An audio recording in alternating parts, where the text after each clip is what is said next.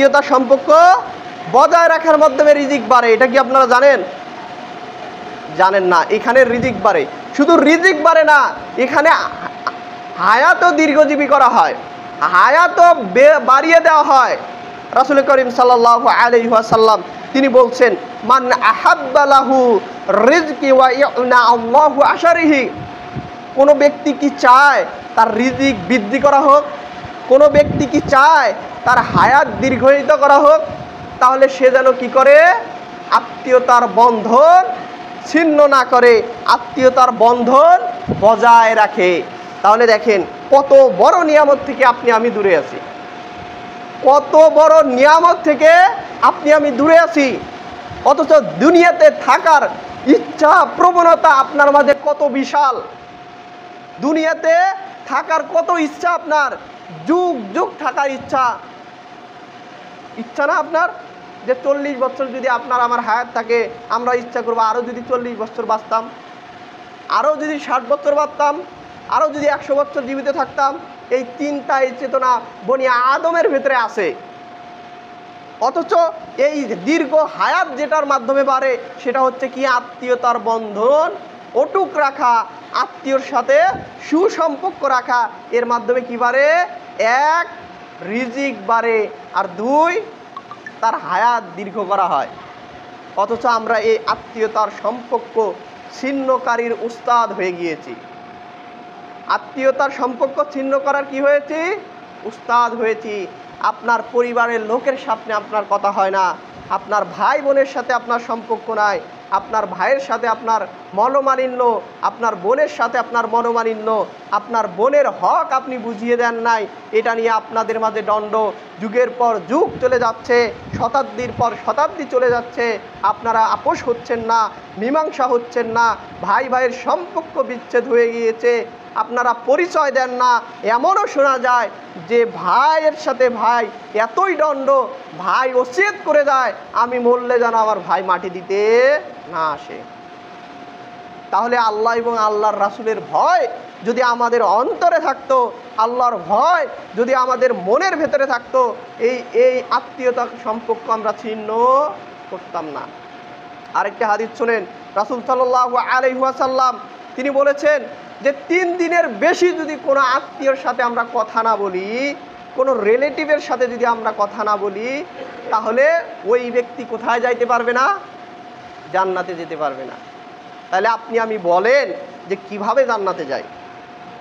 আমাদের মাঝে যে এই গুণগুলো বৈশিষ্ট্য, আমাদের মাঝে যে এই গুণগুলো আছে, 3 দিনের বেশি যদি কোনো আত্মীয়, কোনো রিলেটিভ সাথে যদি আমরা কথা না বলি, তার জন্য যদি জান্নাত হারাম হয়ে যেতে পারে, এখন বলেন আল্লাহ আপনার ধন সম্পদে কেমনে বারাকা দিবে? কেমনে আপনাকে সুস্থতা রাখবে? কেমনে আপনার পরিবারের সুখ সমৃদ্ধি বৃদ্ধি করে দিবে বলেন? তাহলে আপনার পরিবারকে যদি সুখী সমৃদ্ধি বানাতে চান, নিজে পরিবার পরিজনকে যদি আল্লাহর নিয়ামতের মধ্যে ডুবাতে চান, বিভেদ ভুলে যেতে হবে, বিভেদ আল্লাহর জন্য ভুলে যেতে হবে, তাহলে আপনি উত্তম মানুষ হবেন। রাসূল সাল্লাল্লাহু আলাইহি ওয়াসাল্লাম বলছেন, একজন আনসারী সাহাবী এক মজলিসে সাহাবীদেরকে নিয়ে বসে আছে। রাসূল সাল্লাল্লাহু আলাইহি ওয়াসাল্লাম বললেন, এক ব্যক্তি একটু পরে আসবেন, সে হচ্ছে জান্নাতি, সার্টিফিকেট দিয়ে দিলেন। সাহাবীরা অধীর আগ্রহে বসে থাকলেন যে লোকটাকে অপেক্ষা করতে লাগলেন। একটু পরে দেখতে পেলেন একজন আনসারী সাহাবী আসলেন। রাসূল সাল্লাল্লাহু আলাইহি ওয়াসাল্লাম তার পরের দিন আবার একই কথা বললেন, এইখানে যে লোক এসে বসবে সে জান্নাতি। সাহাবীরা অপেক্ষা করতে লাগলো, দেখতে লাগলো, তখন দেখতে পেল যে ওই কালকের ব্যক্তিটাই আবার সে সেখানে বসেছেন। রাসূল সাল্লাল্লাহু আলাইহি ওয়াসাল্লাম তৃতীয় দিন বললেন যে এখানে যে ব্যক্তি এসে বসবে সে জান্নাতি।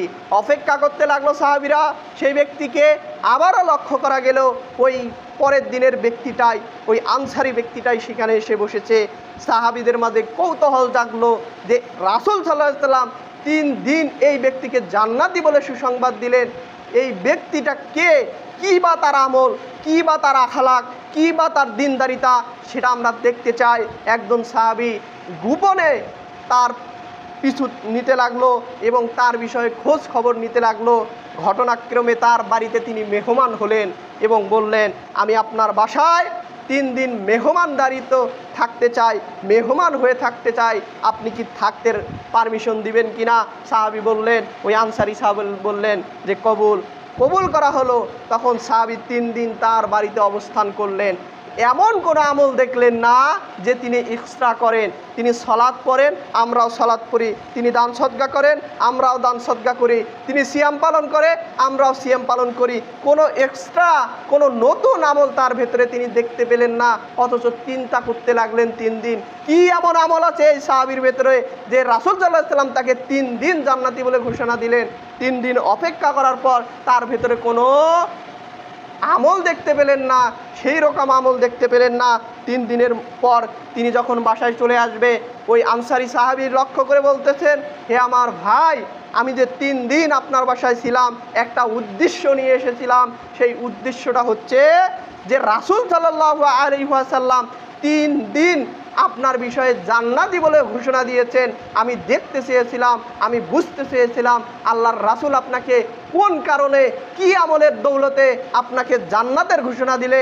এইটাই জাস্টিফাই করার জন্য, এইটাই তদন্ত করার জন্য আমি আপনার বাসায় কোনো এক অজুহাতে 3 দিন অবস্থান করলাম, কিন্তু স্পেশাল কোনো আমল আপনাকে করতে দেখলাম না। এখন আপনাকে জিজ্ঞেস করি, আপনার এমন কোনো আমল রয়েছে নাকি যেটার কারণে রাসূল সাল্লাল্লাহু আলাইহি ওয়াসাল্লাম তিনি জান্নাতি বলে ঘোষণা দিলেন? আনসারী সাহাবী বললেন, আল্লাহর কসম, আমি তো এই রকম কোনো আমল করি না। সালাত করি, দান সদকা করি, সিয়াম পালন করি, এটাই আমার স্পেশালি আমল, তাছাড়া তো আমার কোনো আমল নাই। সাহাবী যখন চলে যেতে লাগলেন, আনসারী সাহাবী বললেন, হে আমার ভাই, তবে আমি এমন একটা কাজ করি, সেটাতে আমি এমন একটা ব্যবসা করি, এই ব্যবসা করে যখন আমি বাড়িতে ফিরে আসি, তখন আমার সাথে আমার পরিবার পরিজন আত্মীয় ব্যবসায়িক বিভিন্ন লোকের সাথে যে আমার দেখা কথাবার্তা হয় এবং তাদের সাথে যদি মনোমালিন্য হয়, তাদের সাথে যদি আমার কোনো কিছু বিভেদ হয়ে থাকে, আমি সেগুলোকে মনে রাখি না। আমি ঘুমানোর আগে কে কি করলো সেগুলো সবকে আমার অন্তর থেকে আমি ডিলিট করে দিয়ে তাদেরকে আমি ক্ষমা করে দেই। সুবহানাল্লাহ। তখন সাহাবী বুঝতে পারলেন তিনি তার মনের ভেতরে কোনো কিছু জমিয়ে রাখে না, কোনো কিছু তিনি জমা করে রাখে না, মানুষকে তিনি ঘুমানোর আগেই ক্ষমা করে দেয়। সেজন্য আল্লাহর রাসূল তাকে জান্নাতি বলে ঘোষণা দিয়েছেন। সুবহানাল্লাহ। তাহলে দেখুন, আপনার ভেতরে যে ক্রোধ, আপনার ভেতরে যে হিংসা, আপনার ভেতরে যে অহংকার, এই অহংকার, এই ক্রোধ, এই অহমিকা নিয়ে আমি কেমনে জান্নাতে যাই বলেন? আর ওই সাহাবী কি করলেন? তার ভেতরে কোনো অহংকার রাখলেন না। তাকে কে কটু কথা বললেন সেটা আর তিনি মনে রাখলেন না, কে তাকে গালি দিয়েছেন সেটা আর মনে রাখলেন না। তিনি তাদেরকে ক্ষমা করে দিয়ে তিনি বিছানায় ঘুমাতে যায়। তার দৌলতে সে জান্নাতের সুসংবাদ পেয়েছেন। আর আমাদের মাঝে কি আছে? অহংকার রয়েছে, হিংসা রয়েছে, আমাদের মাঝে গুনাহ দিয়ে জর্জরিত।